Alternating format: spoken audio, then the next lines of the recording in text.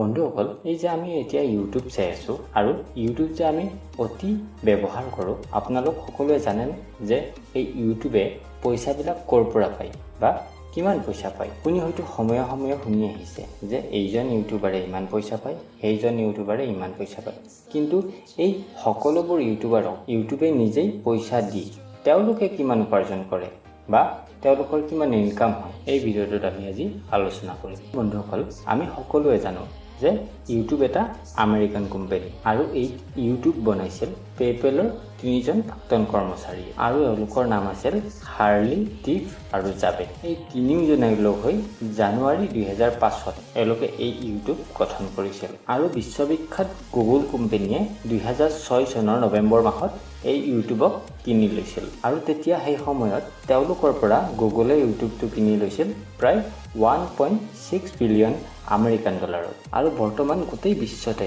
প্ৰায় 180 কোটিৰো অধিক মানুহে এই ইউটিউব ব্যৱহাৰ কৰি আহিছে আৰু এক ৰিচাৰ্জত প্ৰকাশ পাইছে যে প্ৰতিদিনত প্ৰায় 500 কোটিতকৈও অধিক ভিডিঅ' ইউটিউবৰ দ্বাৰা প্ৰচাৰিত হয় বা আমাৰ মানুহে ইয়াক উপভোগ কৰে আৰু যদি এতিয়া আমি এই ইউটিউবৰ ইনকামৰ বিষয়ে আলোচনা কৰোঁ তেতিয়াহ'লে এই ইউটিউবে ইনকাম কৰে তেওঁলোকে সেই ভিডিঅ'সমূহত চলোৱা এডভাৰটাইজবিলাকৰ পৰা আৰু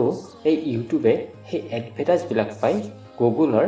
এডচেঞ্চৰ পৰা আৰু বৰ্তমান সময়ত ইউটিউবে সকলোবোৰ ইউটিউবাৰক পইচা দি নিজেই প্ৰায় মাহেকত 10 বিলিয়ন ডলাৰতকৈ অধিক উপাৰ্জন কৰি আহিছে এয়াই হৈছে ইউটিউবৰ মাহেলী ইনকাম এইবাৰ আমি আলোচনা কৰিম যদি ইউটিউবে এডভাৰটাইজৰ পৰা পইচা পায় তেনেহ'লে হোৱাটছএপে ক'ৰ পৰা পইচা পায় আমি সকলোৱে জানো যে হোৱাটছএপ চলালে কেতিয়াও তাত এডভাৰটাইজ নাহে তেনেহ'লে তেওঁলোকে ইমান পইচা ক'ৰ পৰা উপাৰ্জন কৰে আমি সকলোৱে জানো যে হোৱাটছএপ এটা মেছেজিং এপ আৰু এই হোৱাটছএপক আজি কিছুদিন আগতেই ফেচবুকে প্ৰায় 19 বিলিয়ন ডলাৰত কিনি লৈছে আৰু বৰ্তমান সময়ত ফেচবুকৰ আটাইতকৈ দ্বিতীয় ডাঙৰ সম্পত্তিয়ে হৈছে হোৱাটছএপ আৰু এই হোৱাটছএপৰ মূল উদ্দেশ্য হৈছে আপোনাৰ ডাটা আপুনি মোবাইলত কি চাৰ্চ কৰে আপুনি বন্ধুবিলাকক কি পঠিয়ায় এই সকলোবোৰৰ ডাটা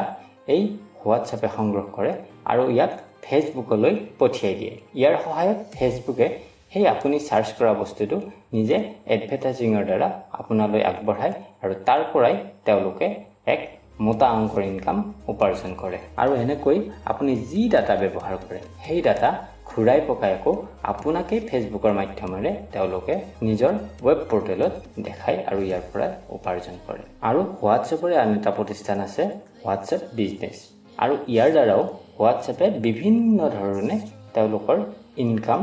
উপাৰ্জন কৰে